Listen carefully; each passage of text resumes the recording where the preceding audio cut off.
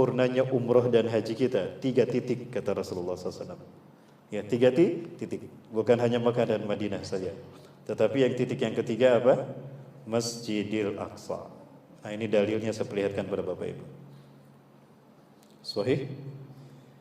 Di dalam kitab Sahih Bukhari dari Abu Hurairah radhiyallahu anhu Rasulullah bersabda, "La tushaddu rihal." Nah, pakai alif lam, artinya ibadahnya khusus. Yaitu ibadah haji dan umrah. La tushaddu rihal. Jangan kalian berziarah dengan niatan ibadah, menyengaja melakukan ibadah ziarah umrah ataupun haji, illa ila thalathatil masajid, kecuali menuju 3 masjid. Illa ila thalathatil masajid, kecuali menuju kepada 3 masjid. Yang pertama, Al-Masjidil Haram di Mekah, wa Masjidil Rasul sallallahu alaihi wasallam An-Nabawi di Madinah, wa Masjidil Aqsa dan Masjidil Aqsa. Jadi sempurnanya umrah dan haji kita pada 3 titik. Ini 3 poros tauhid di muka bumi jemaah. Tapi selama ini kita hanya Mekah Madinah saja. Al-Aqsanya dilupakan. Itulah kenapa Yahudi berambisi betul mengambil alih Al-Aqsa dari umat Islam. They really want to take over the world and to create one government in the world. And the new frame, the new world order. One government in the world. One political system, democracy. One economical system, capitalism. One military system, barbarian, terrorism, genosida. And one ideology, Kabbalah. Karena umat Islam melupakan Masjidil Aqsa, maka tauhid kita dihancurkan. Bayangkan ketika Al-Aqsa mereka kuasai, Mekah dan Madinah lumpuh total. Maka negara-negara yang ada di sekitar Mekah Madinah lumpuh, tidak bisa berbuat apa-apa melindungi Palestina. Karena Al-Aqsa ending dari tauhid manusia mereka kuasai. Jamaah, masih bersama saya? Mana? Nampaknya sudah pada ngantuk nih jamaah. Jamaah. Oi jamaah. Saya bukan Ustadz Maulana. Dan saya bukan Ustadz akhir zaman. Berat jadi Ustadz akhir zaman. Sejujur apapun saya berbicara, sebenar apapun fakta yang saya ungkap, jika ada pejabat yang tersinggung, kena saya jamaah. Maka mohon maaf, saya sudah pensiun dari Ustadz akhir zaman.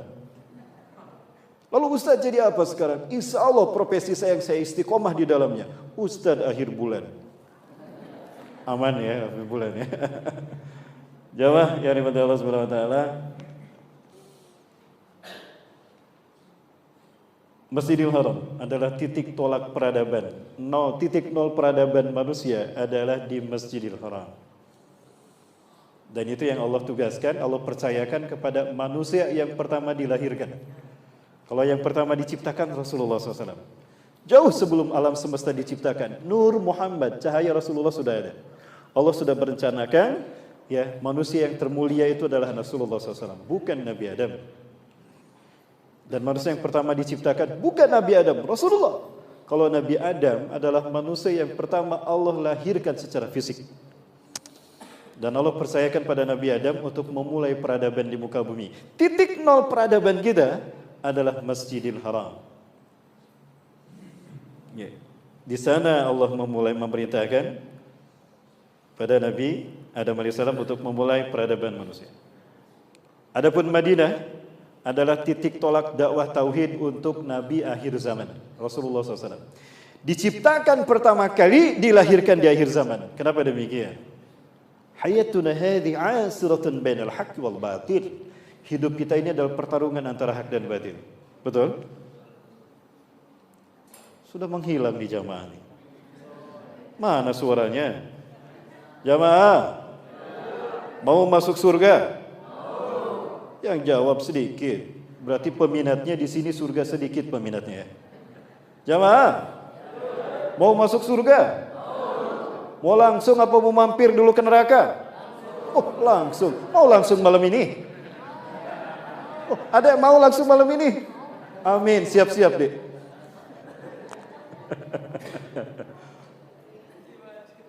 Ya. Titik tolak peradaban itu di sini. Adapun Masjid Nabawi itu titik tolak dakwah bagi Nabi akhir zaman. Diciptakan pertama kali, dilahirkan di akhir zaman. Kenapa dilahirkannya di akhir zaman? Ya. Berbicara pertarungan antara hak dan batil, itu laksana perlombaan. Yang namanya perlombaan, kompetisi, itu yang ditunggu-tunggu babak penyisihan, babak semifinal apa babak final? Babak final. Kenapa babak final yang ditunggu? Menentukan yang menang dan yang kalah. Ternyata bukan Indonesia yang masuk babak final. Ternyata Jepang lawan Irak. Kenapa Indonesia tidak masuk? Dicurangi. Sakit hati gitu. Kok jadi bicara kalau babak final menentukan yang menang dan yang kalah, pemain yang diturunkan, yang ecek-ecek, pemain cadangan apa pemain yang terbaik? Yang terbaik supaya menang. Rasulullah makhluk Allah yang terbaik, diciptakan pertama kali, dilahirkannya di akhir zaman, di babak final pertarungan antara hak dan batil untuk merebut memenangkan Islam, liyuzhirahu 'ala dini kullah, untuk memenangkan Islam dari agama yang lain. Yang kedua, untuk membuktikan kualitas beliau sebagai makhluk Allah yang terbaik. Allahu Akbar. Shallu ala Nabi Muhammad. Allahumma shalli wa sallim wa barik alaihi. Itulah alasan kenapa Rasulullah diciptakan pertama, tapi dilahirkannya di akhir zaman. Bukan Nabi Adam yang pertama diciptakan. Luruskan akidah kita. Ini keyakinan saya setelah saya membaca sirah Rasulullah sallallahu alaihi wasallam. Nah, maka ketika Rasulullah SAW berada di Mekah, tidak bisa membangun ummatan wahidah. Penetrasi jahiliyah, penetrasi kemusyrikan begitu kuat berurat akar pada peradaban dan jiwa manusia. Maka Rasulullah hijrah ke Madinah. Maka individu-individu tauhid takwinul syahsiyah Islamiyah yang berhasil dibangun di sini dipersatukan di Madinah menjadi ummatan wahidah. Maka terbentuklah masyarakat wahyu. Ketika pertama kali hijrah ke Madinah, Rasulullah bersabda, "Ya Rabb, inna hadal amr qad wukilta ila abaina Adam wa Ibrahim alaihi wassalam." Ya Allah, sungguh dulu perintah dakwah tauhid ini kau berikan pada dua bapakku Adam dan Ibrahim alaihissalam. Engkau berikan Mekah sebagai titik tolaknya. Hari ini tugas dakwah tauhid kau berikan kepadaku. Maka aku minta Madinah ini kau jadikan sebagai titik tolak dakwahku, ya Allah. Maka berkahilah setiap jengkal Madinah sebagaimana kau berkahi setiap jengkal Mekah untuk Adam dan Ibrahim.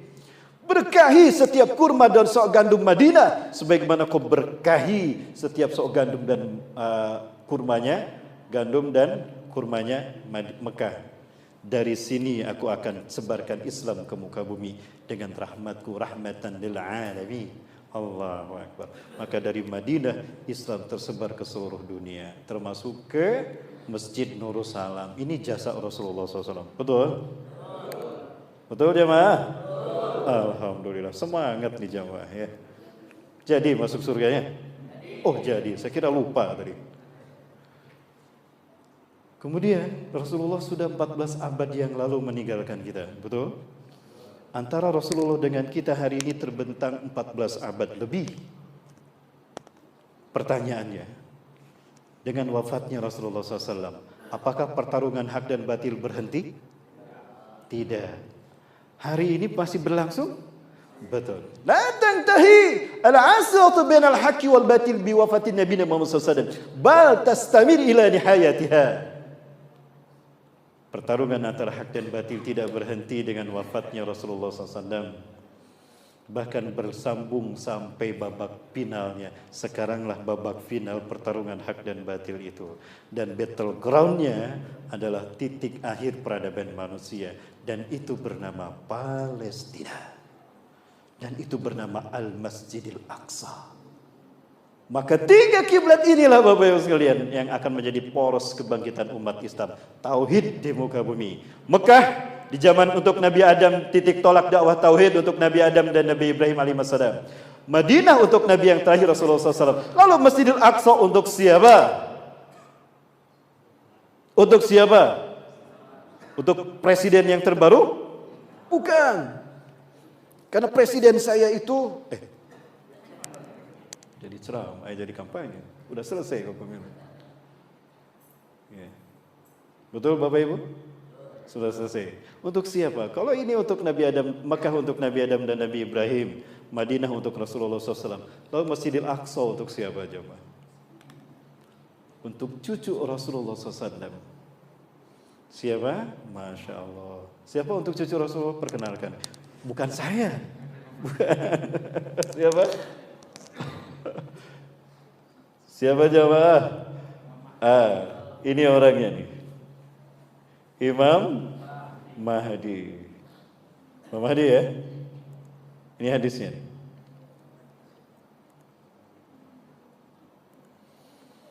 Ini hadisnya.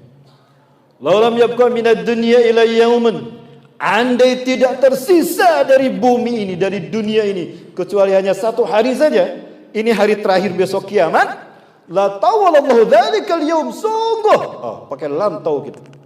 Sungguh, artinya pasti terjadi. Sungguh Allah akan memanjangkan hari itu hatta yub'asa. Ini bukan yab'asa tapi yub'asa, karena di sini ada rajulun.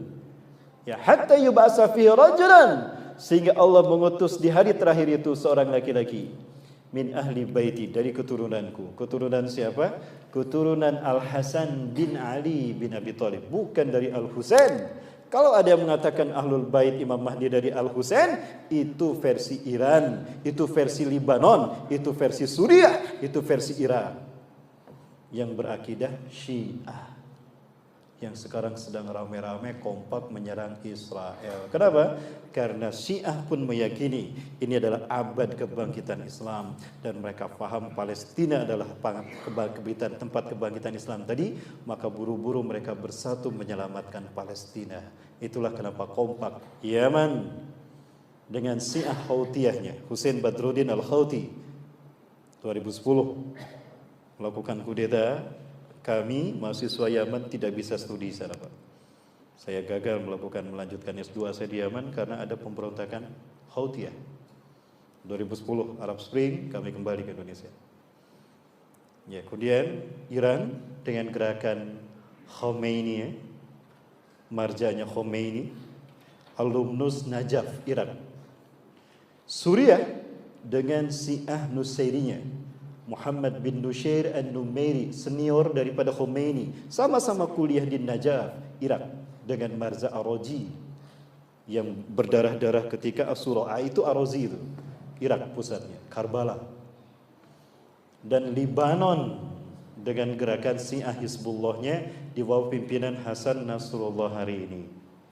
4 negara ini adalah merupakan titik-titik di mana spot Syiah berada. Secara manusiawi kita berterima kasih pada Yaman, kita berterima kasih pada Iran, kita berterima kasih pada Suriah dan Irak yang mereka kompak untuk menyerang Israel. Secara negara itu adalah langkah yang heroik, kita berterima kasih pada mereka.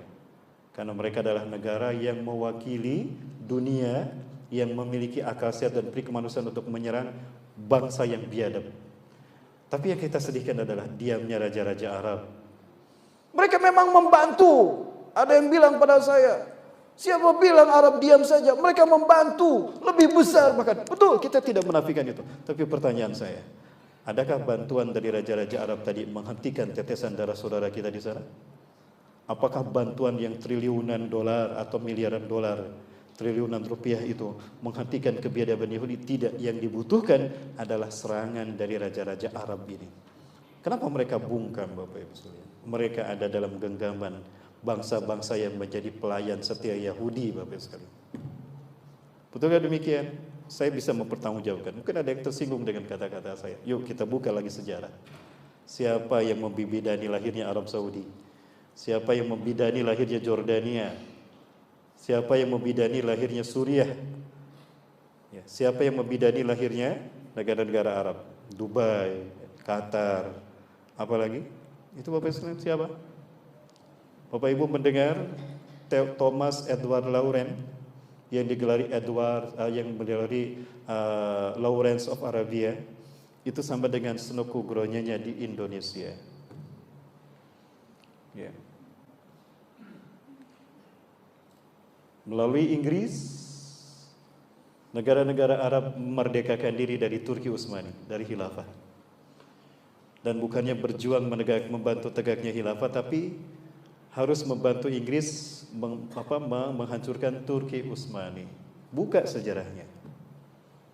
Maka yang membidani lahirnya negara-negara itu Inggris dan Amerika yang dibentuk oleh orang Yahudi. Silahkan buka sejarah Sin Meyer Amsorochild. yang mempersatukan 12 dinasti Yahudi di Bavaria, Frankfurt, Jerman dengan 24 langkah yang kemudian oleh Theodor Herzl dijadikan protokol Zionis, itu step by step untuk menguasai dan melahirkan revolusi dunia. Melahirkan revolusi Prancis, lalu ada revolusi Inggris di abad ke-18 dan revolusi Amerika. Bangsa-bangsa ini didirikan oleh orang Yahudi, dan bangsa-bangsa inilah yang mendirikan, membidani lahirnya bangsa-bangsa Arab. Memisahkan diri dari Turki Utsmani sekaligus menghancurkan Turki Utsmani. Hancurnya Turki Utsmani adalah karena lepasnya Palestina dari